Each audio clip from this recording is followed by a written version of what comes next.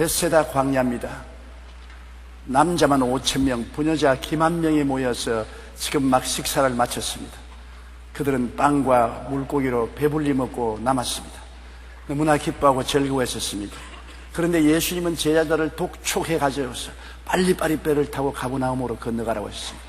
제자들은 좀 찜찜했습니다. 주님 같이 갑시다. 나는 산에 올라가서 기도 좀 하고 뒤에 갈 테니까 빨리 가라, 빨리 가라. 그래서 예수님이 독촉을 받고 제자들은 못 이겨서 할 수 없이 배를 타고 노를 지어서 바다로 들어갔습니다. 마침 그날은 날이 흐리고 바람이 굉장히 불었습니다. 그것도 순풍이 아니고 역풍이 불어서 배를 지어 가기가 굉장히 힘이 들었었습니다. 예수님은 군중을 흩어보내시고 난 다음에 산중에 들어가서 혼자 기도했습니다. 5,000명 남자와 수만 명 부녀자들을 먹이고 마시고 배불리게 하는데 주님이 영적인 기운이 많이 소진되었었습니다. 그래서 영적 재충전이 필요하셨습니다. 그는 하나님 앞에 나서 몇 시간을 기도하고 그 다음 내려와서 물 위로 걸어서 제자들에게 다가오는 것입니다. 제자들은 파도가 하도 쉬기 때문에 1시간쯤 저으면 건너갈 가버나움에 지금 몇 시간째 배를 저어도 못 가고 있는 것입니다. 새벽 3시에서 6시 사이가 밤 4경인데 그때까지 배를 저어도 배가 자꾸 밀리고 못 나가니 지치고 불안하고 피곤했습니다. 근데 저 건너편에 보니까 바다 위에 흰 물체가 떴다가 내려앉았다가 떴다가 내려간다면서 그 풍파 속을 바람의 옷자락을 휘날리면서 다가오는 걸 보고 그들은 기절초풍을 했습니다. 유령이다. 뱃사람들은 바다에서 유령이 나타나면 반드시 배가 파손한다는 전설이 있습니다. 그들은 이제 배가 파손해서 예수님도 없이 죽게 되었다고 생각하고 아비규환의 부르시험을 했습니다. 그러자 가까이 오신 예수님이 내니 두려워 말라. 그러나 예수님이 아닌지 모릅니다. 베드로는 만약 주님이시면, 주님이면 주님이지 만약 주님이 뭡니까? 처음부터 좀 의심스러웠습니다. 그러나 만약 주님이시면 나로 무리로 걸어오게 하소서. 주님이 오라. 베드로는 마음에 의심이 잔뜩 들어 있으면서도 용감하게 일사각오하고 무리로 출발했습니다. 그거 보면 베드로는 보통 용기 있는 사람이 아닙니다. 자기도 만약 예수님은 또 만약 아닐 수도 있는데도 불구하고 그는 마음의 용기를 내어서 무리로 걸어가기 시작했는데 다른 제자들은 다 움츠리고 나오려고 하지 않았었습니다. 이걸 보게 될 때 여러분 마음에 좀 의심이 있더라도 담대하게 모험을 하는 사람이 기적을 체험할 수 있는 것입니다. 베드로는 마음에 아직까지 어질어질하면서도 담대하게 예수님을 바라보고 무리로 쩌벅쩌벅 걸어가는데 자기도 놀라고 신비했습니다만 자꾸 계속해서 만약 빠지면 어떻게 하느냐, 만약 빠지면 어떻게 하느냐. 그 만약자가 참 큰 문제입니다. 처음부터 주님의 말씀을 의지하고 갔으면 좋겠는데 만약 주님의 말씀이 아니면 뭐 어떻게 하냐, 만약 예수님이 아니면 어떻게 하느냐.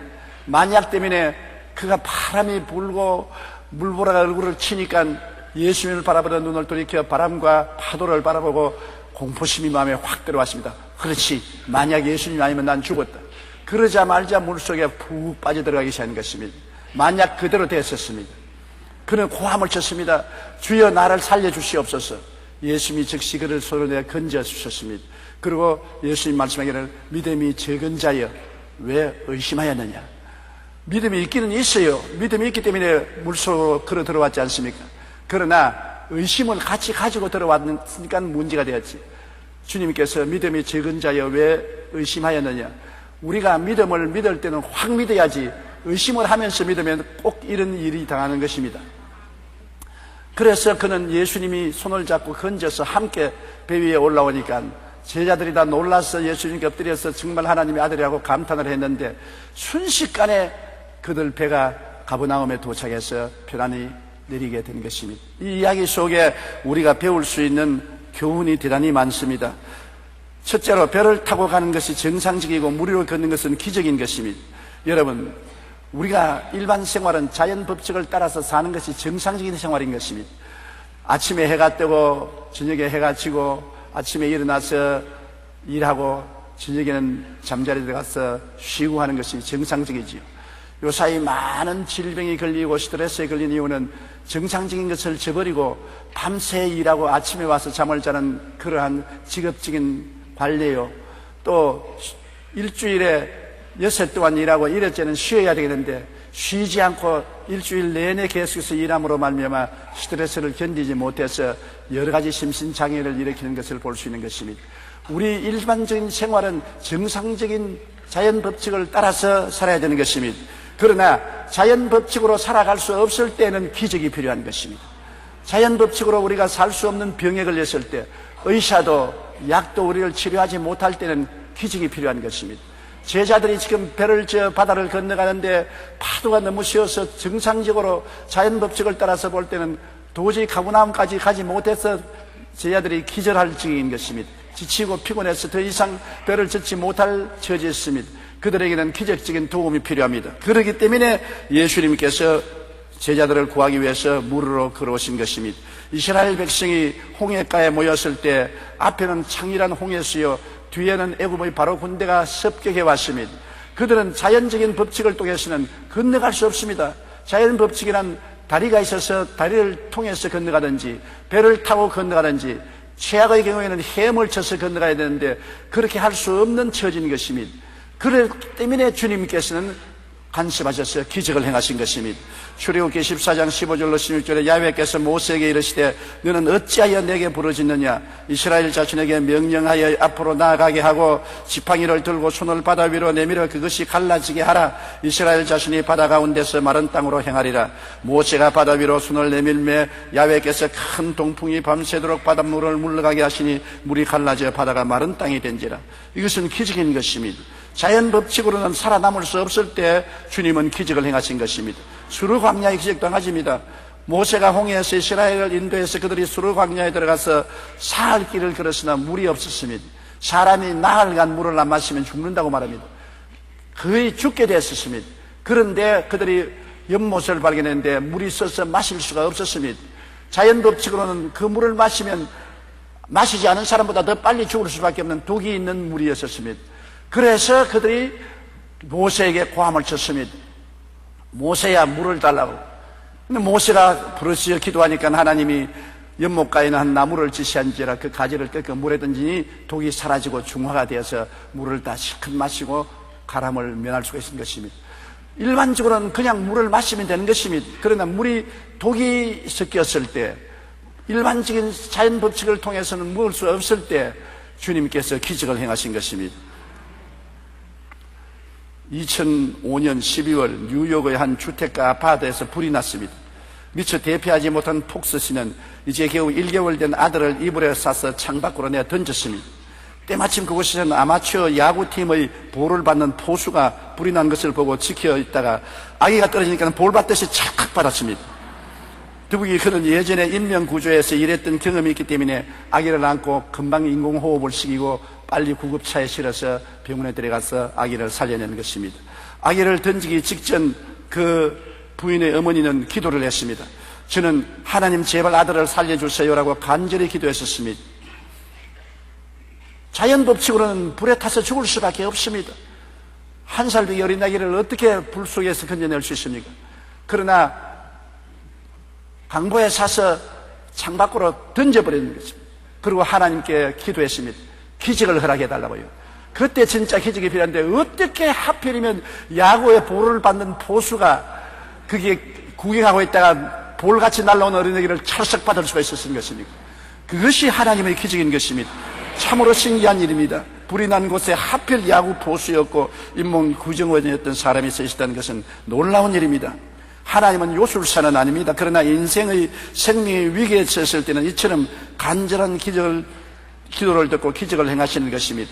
인간의 생명의 위기에 처했을 때만이 하나님이 기적을 행하는 것입니다. 내가 평범하게 살아갈 때는 기적이 필요 없습니다. 내가 할 일은 내가 해야지요. 내가 할 일도 내가 안 하고 하나님 기적을 주시옵소서 하면 그것은 어리석은 기도인 것입니다. 내가 최선을 다하고 이제 나로서는 할 수 없을 때 하나님께 의지하는 것입니다. 내가 눈을 들어 산을 보리라. 나의 도움이 어디서 올고. 산이 막혀서 도움이 없습니다. 나의 힘으로는 길도 낼 수 없고 터널도 뚫을 수 없고 돌아갈 수 없습니다. 그러니까 나의 도움이 천지를 지으신 야훼께로다. 태산이 막혀서 내가 움쩍도 못하게 될 때는 그때 눈을 들어 하늘을 쳐다보고 천지를 지으신 하나님이 도와주실 것을 기도하면 하나님의 기적을 행하여 주시는 것입니다. 내가 할 일을 안 하고 내 의무와 책임은 안 하면서 하나님 도와주시옵소서 하면 안 되는 것입니다. 일도 안 하고 들어 누워서 빙글빙글 놀면서 일용할 양식을 주옵소서, 먹을 것과 입을 것과 있을 곳을 주옵소서, 기적을 주옵소서 하면 하나님이 일을 해라, 내가 기적을 줄 테니까, 그렇게 말하는 것입니다. 내가 할 일은 내가 해야 되는 것입니다. 내 할 일을 내가 다 하고 난 다음에 내 힘으로 할 수 없는 것은 하나님이 도와주시는 것입니다. 예수님의 제자들은 자기들이 할 일을 다 했습니다. 있는 힘을 다해서 노를 저었으나 그들 배가 자꾸 역풍에 밀려 뒤로 물러나가고 앞으로 전진하지 못하고 벌써 몇 시간이 되었는데도 가버나움에 도착하지 못하고 좌절과 절망에 처했을 때, 인간적으로 어찌할 수 없을 때 예수는 무리로 걸어오셔서 그들에게 기적을 행하여 주신 것입니다. 둘째로, 그냥 기적이 생기는 것이 아닙니다. 하나님의 말씀이 있어야 기적이 생기는 것입니다. 베드로가 주님께 말씀을 구했습니다. 그냥 주님이 물으로 걸어오니까 주님이다 생각하고 어림짓고 물속에 뛰어들어간 것은 아닙니다. 파도가 치고 바람이 불고 캄캄한데 어디 감히 모험하고 들어갔다가 살아남겠습니까? 그는 확실히 의지할 수 있는 말씀을 구한 것입니다. 주시어든 나로 무리로 걸어오게 하소서. 마태복음 14장 28절로 29절에 베드로가 대답하여 이르되 주여 만일 주심이거든 나를 명하사 물리로 오라 하소서 하니 오라 하시니 베드로가 배에서 내려 무리로 걸어서 예수께로 가되. 로마서 10장 11절에 믿음은 들음에서 나며 들음은 그리스도의 말씀으로 말미암으니라. 말씀을 들어야 돼요. 여러분, 성경 말씀은 창세기부터 요한계시록까지 기록된 말씀입니다. 오디오 비디오가 아닌 것입니다. 기록된 말씀인 것입니다. 우리가 기도해서 이 기록된 말씀을 성령이 우리에게 들리도록 하실 때 그것이 내게 주시는 레마가 되는 것입니다. 기록된 말씀은 그냥 기록된 말씀으로 읽는 것이고 듣는 것이 아닙니다. 보는 것하고 듣는 것하고 틀리는 것입니다. 보는 것은 옛날 하나님을 체험한 사람들의 체험담을 기록하고 하나님의 음성을 들은 사람들이 그것을 기록한 것이 성경인 것입니다.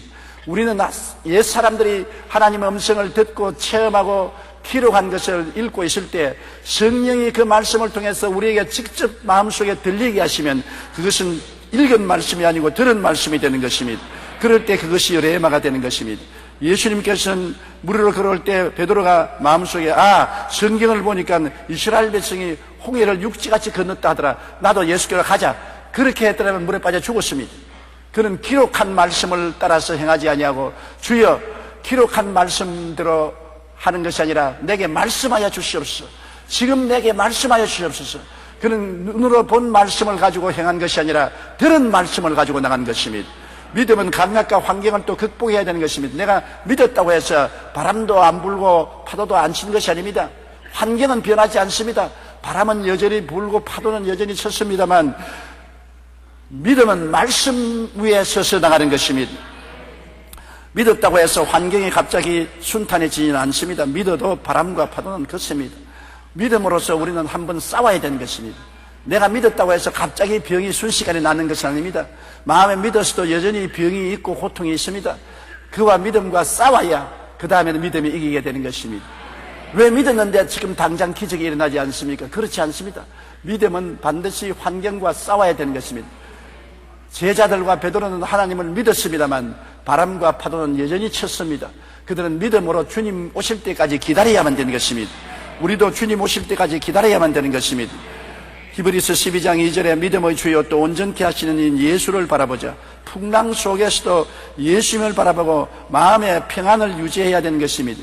의심과 두려움이 들어오면 환경과 감각에 치고 마는 것입니다. 환경과 감각은 우리에게 말합니다. 너 믿은 그 헛된 것이다. 믿었지만은 아직 바람이 불지 않냐. 믿었지만 아직 파도가 치지 않냐. 파도 소리를 들어보라. 저 물보라를 보라. 저 바람 소리를 들어보라고 말하는 것입니다. 환경과 감각은 현실을 가지고 우리에게 끊임없이 의심하게 하고 두려워하는 것입니다. 그러나 우리 마음은 하나님 말씀에 서 있는 것입니다. 말씀에 굳건히 서서 들려오는 바람과 파도 소리를 무시하고 나아갈 수 있어야 되는 것입니다. 그렇기 때문에 믿음이란 전쟁인 것입니다. 믿음이란 평안한 것이 아닙니다. 영적인 전쟁에 들어가는 것입니다. 의심하고 있을 때는 그냥 평안하겠지만은 일단 믿어서 의심을 제끼고 나가려면은 싸움을 해야 되는 것입니다. 마귀가 끊임없이 여러분에게 덤벼드는 것입니다. 그렇기 때문에 우리가 말씀을 생각하고 말씀을 꿈꾸고 말씀을 믿고 말씀을 입으로 자꾸 시인해야 되는 것입니다. 우리가 믿음의 전쟁을 할 때는 입술로 시인하는 것이 가장 큰 무기인 것입니다. 입술로 의심을 고백해버리면 안 되는 것입니다. 입술로 계속해서 주님을 쳐다보고 없는 것을 있는 것 같이 불러야 되는 것입니다. 없는 것을 있는 것 같이 고백해야 되는 것입니다. 그렇게 하면 믿음이 이기게 되는 것입니다. 야고보서 1장 6절로 7절에 오직 믿음으로 구하고 조금도 의심하지 말라. 의심하는 자는 마치 바람에 밀려 요동하는 바다 물결 같으니 이런 사람은 무엇이든지 주께 얻기를 생각지 말라고 말했던 것입니다. 이사야 41장 10절에 두려워 말라. 내가 너와 함께하리라. 놀라지 말라. 나는 내 하나님이 되리라. 내가 너를 굳세게 하리라. 참으로 너를 도와주리라. 참으로 나의 의로운 오른손으로 너를 붙들리라고 말씀한 것입니다. 그러므로 우리가 오직 두려워하지 말고 놀라지 말고 주님을 바라보고 말씀을 자꾸 고백해야 되는 것입니다. 동남풍이 불고 서북풍이 불고 가시밭을 지날지라도 믿음의 주여 또 온전케 하시는 예수님을 늘 바라보고 입술로 자꾸 없는 것을 있는 것까지 고백하는 것이 믿음인 것입니다. 이 전쟁을 이기게 되면은 하나님의 영광이 우리에게 다가오는 것입니다. 미국의 트루먼 대통령은 정치 생활에서 은퇴한 후 고향인 미주리주에 기념도서관을 짓고 어린이들과 자주 어울렸습니다. 한 번은 도서관에 온 어린이가 다가와서 물었습니다. 대통령 각하, 대통령께서는 우리처럼 어릴 때 학교 다닐 때 반장이었지요? 아니야, 나는 꼴찌였어. 나는 겁이 많아서 친구들이 호흡만 치면은 움츠리고 운동을 하지 못해서 애들이 운동할 때 나는 구경만 했단다. 그리고 나는 눈이 너무 나빠서 안경을 벗으면 글을 읽을 수 없었단다. 그런데 어떻게 대통령이 됐어요? 그렇지만 나는 언제나 성경책을 읽었어. 매일 성경을 읽었단다. 그 성경에서 빌립보서 4장 13절에 내게 능력 주시는 자 안에서 내가 모든 것을 할 수 있느니라. 이 말씀 한마디가 내 어릴 때부터 대통령이 되고 은퇴할 때까지 중심을 잡아주었단다. 나는 언제나 할 수 없다, 못한다, 약하다, 허약하다 할 때마다 이 빌립보서 4장 13절을 외웠다. 내게 능력 주신 자 안에서 내가 무엇이든지 할 수 있다고 할 때 내 속에 용기가 생기고 힘이 불끈 생겨났던 것입니다. 트루먼 대통령은 이 말씀에 의지해서 용기와 힘을 얻고 제2차 대전을 무사히 승리로 이끌고 위대한 대통령이 될 수가 있었던 것입니다. 말씀이란 이렇게 위대한 힘을 가지고 있는 것입니다. 우리가 성경 말씀을 읽다가 그 말씀 속에 성령이 우리에게 들려주는 감동의 말씀은 우리 일생을 좌우할 수 있는 힘의 원천이 되어주는 것입니다. 베드로가 바다 위를 걷기 전에 주님께 말씀을 구하고 말씀을 의지해 나간 것처럼 여러분도 주님께 말씀을 구하십시오. 저는 제 일생을 좌우한 것이 제가 목회를 시작할 때 요한 3서 2절에 사랑하는 자여 내 영혼이 잘됨같이 내가 범사에 잘되며 강건하기를 내가 간구하노라. 이 말씀이 제 영혼을 뒤에 흔들었습니다. 이 말씀이 내 마음을 바로잡고 역경과 어려움을 당했어도 언제나 이 말씀을 바라보고 쳐다보고 믿은 결과에 하나님의 기적이 생애 속에 나타나는 것을 체험한 것입니다. 우리가 말씀을 나의 것으로 받아들일 때 기적이 일어나는 것입니다. 셋째로 우리가 이 이야기에서 은혜를 받을 수 있는 것은 우리 인생에는 주님께서 제2의 기회를 주신다는 것입니다. 베드로는 물에 빠졌습니다. 그 길로 죽은 것이 아닙니다.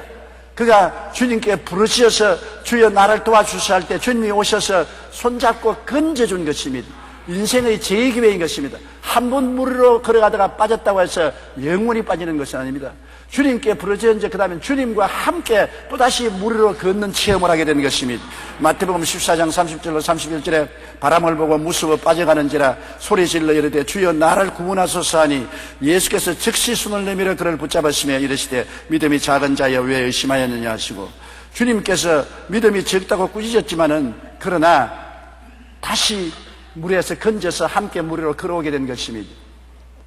골프를 치는 사람은 멀리 가니 뭔지 압니다. 친구들하고 골프를 치는데 드라이버를 탁 쳤는데 드라이버가 오비라고 산속으로 들어가 버리거나 그 다음에는 해자들하고 물속이나 모래 속에 들어가 버리면 점수에 불점을 받게 되는 것입니다. 그러면 경기에 져요. 그러나 옆에 있는 친구들이 말리 간 겁니다. 점수에 벌점 안 주고 다시 새로 쳐라는 것입니다. 새로 쳐라. 말리간이라는 것은 다시 한번 새로 벌점 없이 치는 것을 말하는 것입니다. 우리가 인생을 잘못해서 오비를 내고 해자대에 들어가면 주님께서 우리 보고 이놈아 나쁜 놈아 너는 벌을 받고 뒤로 물러가라고 하지 않고 주님께서 회개하라 멀리간 다시 시작하라고 말하는 것입니다.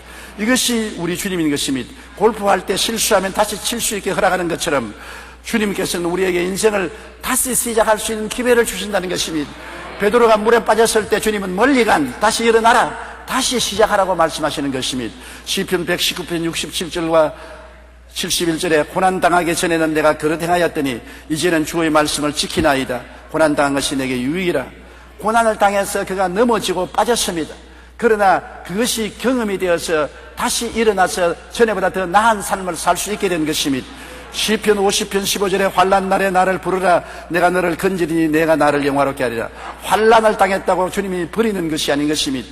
환난을 당했을 때 주님이 와서 건져주시면 그 체험을 통해서 더 주님을 영화롭게 할 수 있게 되었다는 것입니다. 실패는 주님과 더 가까이 가는 기회가 되는 것입니다. 실패했다고 버림받지 않습니다.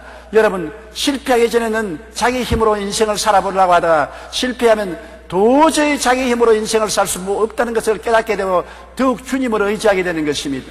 우리가 실패를 하기 전에는 그래도 내 믿음으로, 내 인간의 수단과 방법과 믿음으로 해본다고 하다가 넘어져서 실패를 하여 상처를 입게 되면 그 다음엔 별 도리 없이 주님을 의지하게 되는 것입니다. 미국의 저명한 부흥 강사인 무디 목사님, 키가 크고 몸이 크습니다. 그런데 하루 겨울날 아침에 시카고에 눈이 와서 온통 공원 전체가 눈천지가 되는데도 또 비가 내려가지고서 얼어붙어서 빙판이 되었습니다. 그 어린 딸이 아빠 공원으로 나가 그래서 외투를 입혀서 뚝뚝하게 추위를 방어하게 해놓고 난 다음에 애 손을 잡고 나가니까 아빠 손 잡지 마. 내가 그럴 수 있어. 나도 그럴 수 있다고. 아니야, 위험한데. 아니야, 아빠 손 잡지 마. 나도 아빠와 같이 걷겠어. 그래서 둘이 걸어가다가 얼마 안 해서 와장창 미끄러져서 넘어졌습니다. 엉덩발을 찍고 울기에 이 봐라, 아빠가 잡아주겠다는데 왜 고집을 부리고 혼자 걷다가 그렇게 엉덩발을 찍느냐. 자, 잡아주겠다니까 손가락 하나만 잡아. 손가락만 내놓습니다. 그래서 아버지가 손가락 하나만 잡고 걸어가다가 또 미끄러지니까 손가락이 빠져가지고서 이젠 진짜 크게 자빠졌습니다. 또 울어졌겠습니다. 그러니까 아빠가 그 다음에 이렇게 해서 손 전체를 덥석 잡았습니다. 그리고 그 다음 같이 산불을 하니까 미끄러져 넘어지면 달랑 달리고 미끄러져 넘어지면 달랑 달리고 아빠와 함께 걸을 때는 미끄러져도 자빠지지 않냐고 넘어지지 않냐고 함께 걸어가서 공원 산책을 하고 들어올 수 있었다는 그런 간증을 읽어본 적이 있는 것입니다. 우리가 하나님과 동행한다고 하지만은 실패하기 전에는 더 의지하지 않습니다. 실패를 경험하면 더 깨어지고 더 의지하게 되고 또 더 깊은 실패를 하면 목숨을 바쳐 주님을 의지하게 되는 것입니다. 사람이란 실패하지 않고는 깊이 주님과 동행하는 것을 배우지 않습니다. 베드로가 물에 빠지기 전에는 자기 혼자서 걸었지만은 물에 빠지고 난 다음엔 더 다행으로 주님과 함께 손잡고 걸어올 수가 있는 것입니다. 실패는 주님과 멀리하는 것이 아니라 회개하고 부르짖으면 더 주님께 가까워지고 주님이 더 가까이 와서 붙들어주고 도와주시는 것입니다. 마태복음 14장 32절로 33절에 배에 함께 오르매 바람이 그치는지라 배에 있는 사람들이 예수께 제라며 이르되 진실로 하나님의 아들이로소이다라고 말했었습니다. 그렇기 때문에 실패는 주님과 더 가까이 가는 기회가 되므로 여러분 인생의 실패를 두려워하지 마십시오. 어린아이가 한번 일어서서 두 발로 쪼박쪼박 걷기 전에 1500번 넘어진다고 말했었습니다. 1500번 실패를 하고 울고 정강이가 깨어지고 상처를 입고 난 다음에야 비로소 서서 걸을 수가 있다는 것입니다. 그가 한 100번쯤 넘어진다고 부모가 이 병신아 왜 자꾸 넘어지느냐, 너는 다시 서지도 말아라고 하면 영영이 못 설 수도 있는 것입니다. 한 가지 일에 숙달하기 위해서는 21번 실패를 해야 된다는 것입니다. 보통 21번을 실패를 해야 한 가지 일에 숙달할 수 있다는 것입니다. 그러므로 인생은 실패하는 것이 아니라 인생은 실패하더라도 다시 제2기회를 가지고 일어나는 것이 인생인 것입니다. 실패를 두려워하지 마십시오. 제2인생이 있는 것입니다. 제2기회가 있는 것입니다. 더 주님과 가까이 손을 잡고 나갈 수 있는 기회가 있는 것입니다. 그러므로 실패하는 자를 보고 손가락질하면 안 되는 것입니다. 실패하는 자는 낙심하지 말고 주님께 더 의지해야 되는 것입니다. 과학자 아인슈타인은 문학과 산수 외에는 점수가 너무 형편이 없어서 선생님이 학교를 떠났으면 좋겠다고 말하였습니다.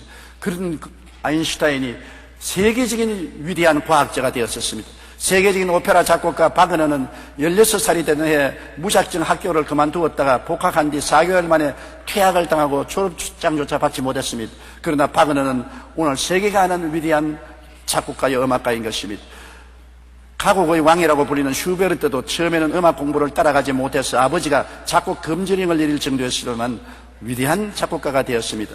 정치가이자 노벨 문학상을 받은 처칠은 라틴어와 체육을 유난히 싫어해서 납제를 거듭했습니다. 그러나 세계적인 정치 지도자가 되었으며 시인 릴케는 소년 시절 하루도 빠짐없이 절망을 겪었다고 고백했던 것입니다. 문학가 헤르만 헤세는 학교가 싫어 신경쇠약제에 시달리다가 결국 도중 하차를 했는데 그러나 역사가 증명하는 세계적인 문학가가 된 것입니다. 우리가 위대하다고 칭송하는 각 분야의 사람들은 좌절 가운데서 다시 한번 그들의 삶을 새롭게 시작하여 위대한 인물이 될 수 있는 것입니다. 우리는 다시 한번 일어날 수 있다는 것을 잊지 마십시오. 주님은 영원히 넘어지는 자는 버리는 것입니다. 그러나 회개하고 일어나면 다시 주님이 영접해 주는 것입니다. 베드로가 한번 주님께 말했습니다. 주님, 내게 죄를 지은 사람 하루에 7번 용서하면 충분합니까? 주님이 고개를 설레설레 들었습니다. 아니야. 하루에 7번씩 70번, 490번이라도 회개하고 돌아오면 받아주라. 이것이 주님의 마음인 것입니다. 하루에 아무리 넘어져도 490번 넘어지는 사람이 있겠습니까? 넘어지는 것이 중요한 것이 아니라 회개하고 일어서는 것이 중요하다는 것입니다. 회개하라 천국이 가까이 왔지 의인들아 천국이 가까이 왔다고 말하지 않은 것입니다. 하나님은 죄인을 불러 구원하러 오시기 때문에 회개해야 주님이 일으켜 주시고 또 일으켜 주시고 또 돌봐 주시는 것입니다. 그렇기 때문에 언제나 우리는 자기 자랑을 하지 말아야 됩니다. 자기 자랑을 하고 자기를 의지하면 반드시 넘어지고 물에 빠지게 되는 것입니다. 깨어지고 회개하고 점점 더 자기를 버리고 더욱더욱 주님 가까이 가서 주님을 의지할 때 주님께서 우리를 붙들어 주심으로 우리가 넘어지지 않습니다. 알버트 아인슈타인은 말하기를 실수한 적이 없는 사람은 결코 새로운 일을 시도해보지 못한 사람이라고 말한 것입니다. 새로운 일을 시도하면 반드시 실패하는 것입니다. 실패하기 때문에 새로운 일을 성공할 수가 있는 것입니다. 미국의 선풍적인 인기를 가지고 있는 토크쇼의 여왕 오프라 윈프리를 여러분 잘 아시겠죠? 미국에서는 오프라 윈프리 쇼타임은 미국 전국이 거기에 귀를 기울인 것입니다.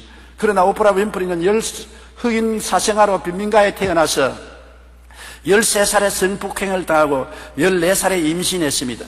20살에는 마약에 빠져 그 인생은 실패자가 될 수밖에 없었습니다.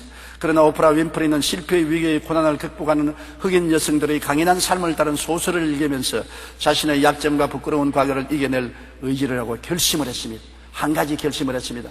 나는 존경받는 여성으로 살겠다는 결심을 한 것입니다. 특별히 어릴 적 폭풍으로 무서운 밤이 되면 할머니에게 뛰어가는데 그때마다 할머니는 오프라에게 이렇게 말했습니다. 하나님은 당신의 자녀들을 함부로 다루시지 않는단다.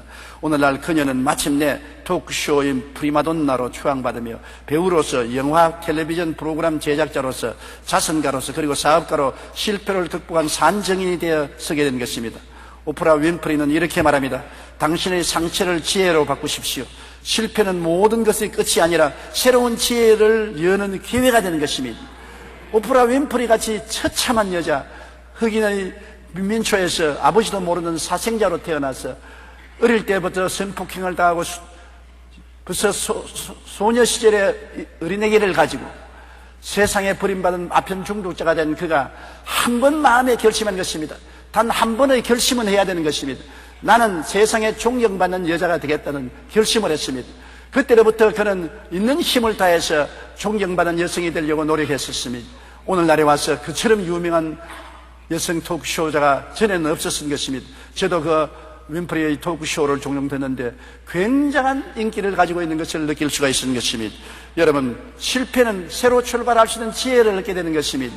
사람이 넘어져 봐야 이렇게 하면 넘어지는구나, 넘어져 봐야 이렇게 하면 실패하는구나, 지혜를 얻게 되는 것입니다. 그래서 더 현명해져서 넘어지지 않게 되는 것입니다. 어린아이가 자꾸 촛불을 잡으려고 할 때 잡지 말라고 털치지 마세요. 그러면 점점 더 잡고 싶어 하는 것입니다. 촛불을 잡도록 내버려 놓으세요. 딱 내버려, 뜨거워. 그 다음 나중에는 손을 끌어서 촛불을 잡아라 해도 안 잡습니다.